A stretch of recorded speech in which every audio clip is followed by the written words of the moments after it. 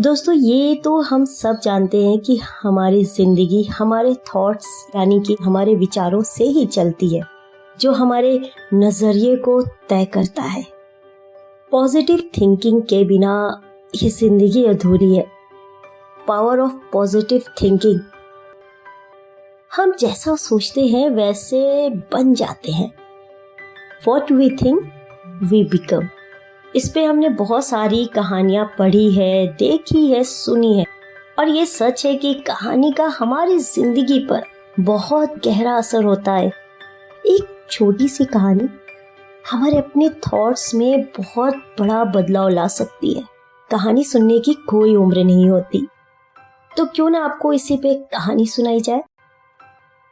Hello, नमस्ते, आदाब। मैं हूँ रेशमी और आज मैं आपको सुनाने जा रही हूँ फिर से वही सुनी सुनाई एक कहानी। सुना है तो वेरी गुड, नहीं सुना है तो भी गुड।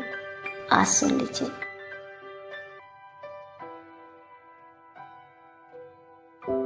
एक बार एक फकीर शहर की तरफ जा रहा था। फकीर बहुत दूर तक चलने के बाद काफी थक चुका था और अब रात भी होने वाली थी। शहर काफी दूर था, तो फकीर अपने ठहरने की जगह ढूंढने लगा और एक घर के पास आकर वो रुक गया। वो घर जिसका था उसका नाम था अमित। अमित एक नेक दिल इंसान था और बहुत ही सुलझा हुआ था।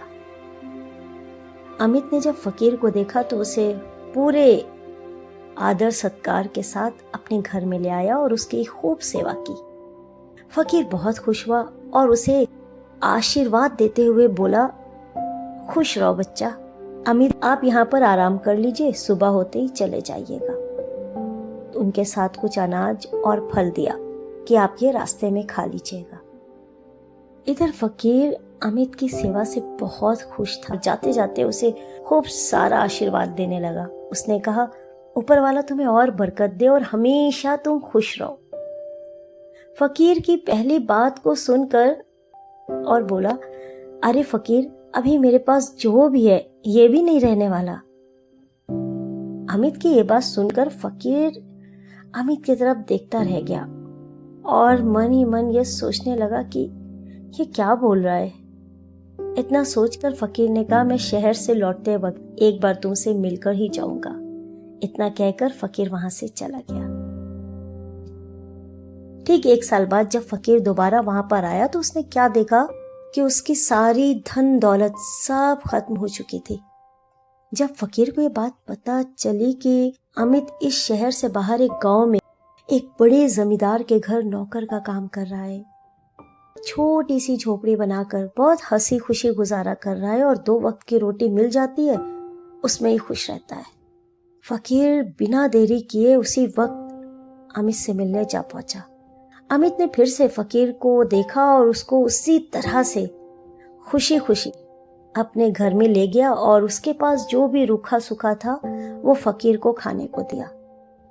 अब की बार दूसरे दिन जब फकीर जाने लगा तो इस बार फकीर की आंखों में आंसू थे। फकीर कहने लगा, हे ऊपर वाले, ये तूने क्या किया।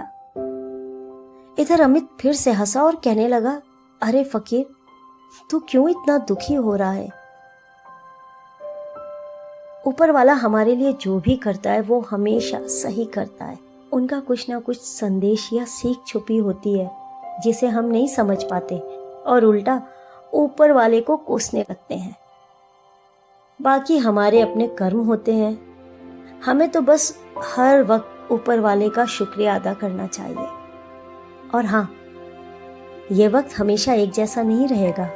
इधर फकीर सोचने लगा और अमित से कहा, मैं तो सिर्फ भेष से फकीर हूं पर दिल से सच्चा फकीर तो तू है। फकीर वहां से चला गया और कुछ दिनों के बाद फिर से जब वापस लौटा तो उसने क्या देखा कि अमित जमींदारों का भी जमींदार बन चुका था। पता करने पर फकीर को ये जानकारी मिली कि जिस जमींदार के यहाँ अमित नौकरी करता था उसकी कोई संतान नहीं थी वो अकेला रहता था, तो उस जमींदार ने मरते वक्त ये सारी धन दौलत अमित के नाम कर दी। ये दिन देखकर फकीर बहुत खुश हुआ। फकीर फिर से अमित के पास गया और बोला, तेरी इस बरकत को ऊपर वाला हमेशा बनाए रखे, मैं बहुत खुश हूं। फकीर की बात सुनकर अमित फिर से हंसने लगा और बोला, फकीर, अभी भी तेरी नादानी बनी हुई है। ये सुनकर फकीर बहुत हैरान हुआ और पूछा, क्या ये भी नहीं रहने वाला? अमित बोला, हाँ, क्योंकि वक्त का पहिया एक बार फिर घूमेगा। तब ये धन दौलत नहीं रहेगी, या तो फिर मैं नहीं रहूंगा। इस दुनिया में कभी भी कुछ हमेशा के लिए तो नहीं रहता, बदलता ही रहता है, और ये प्रकृति का नियम है। कुछ भी हमेशा के लिए नहीं रहने वाला, और अगर कुछ हमेशा रहने वाला है, अमर है, तो वो है हमारी आत्मा और मन का सुकून। अमित की बातें सुनकर फकीर का मन सुकून से भर गया और उसे बहुत खुशी हुई। फकीर फिर से वहां से चला गया। इधर एक बार फिर से वक्त का पहिया घूमा। फकीर बड़े लंबे वक्त बाद अपनी सफेद दाढ़ी लिए जब वहां से गुजर रहा था, तो देखा कि अमित का महल तो है, पर अमित नहीं है, क्योंकि अमित अब इस दुनिया से जा चुका था।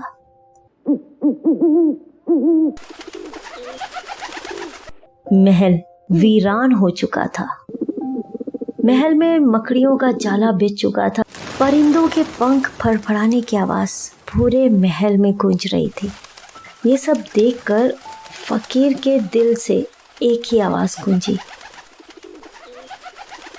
कह रहा है आसमां, ये समा कुछ भी नहीं, रो रही है शबनमें, नौरंगे जहां में कुछ नहीं। जिनके महल में हजारों रंग के जलते थे फानूस, अब झाड़ है उनके कब्र पर, बाकी निशा कुछ भी नहीं।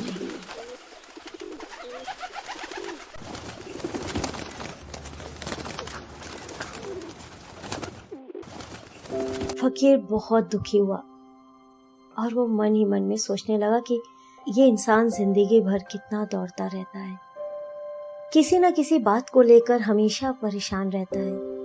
जिन चीजों के पीछे इंसान हमेशा भागता रहता है, वो चाहे पैसा और शोहरत हो, सम्मान हो, कोई ऐसी चीज हो, या फिर प्यार हो, ये चीजें ना मिले तो वो दुखी होता है, मिल जाए फिर भी दुखी रहता है, और मिलकर अगर खो जाए या खत्म हो जाए फिर दुखी रहता है। इतनी भागदौड़ में इंसान खुद का सुकून खो देता है।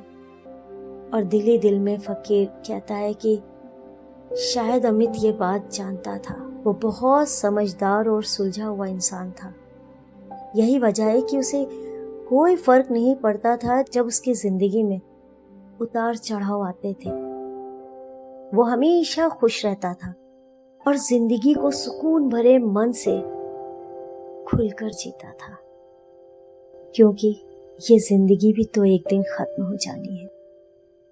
बुरा वक्त हो, कैसा भी वक्त हो, दिल से ऊपर वाले को जरूर याद करना चाहिए, उसका शुक्रिया अदा करना चाहिए, और हमेशा ये बात याद रखना चाहिए कि आज बुरा वक्त है तो कल अच्छा वक्त भी आएगा। आपके पास भी ऐसी कोई सुनी सुनाई कहानी हो जो आप सुनना चाहते हैं तो मुझे सेंड कर सकते हैं। आपको कैसी लगी ये कहानी मुझे जरूर बताइएगा। बट हाँ, प्लीज मेरे चैनल को लाइक और सब्सक्राइब करना मत भूलिएगा। Thank you.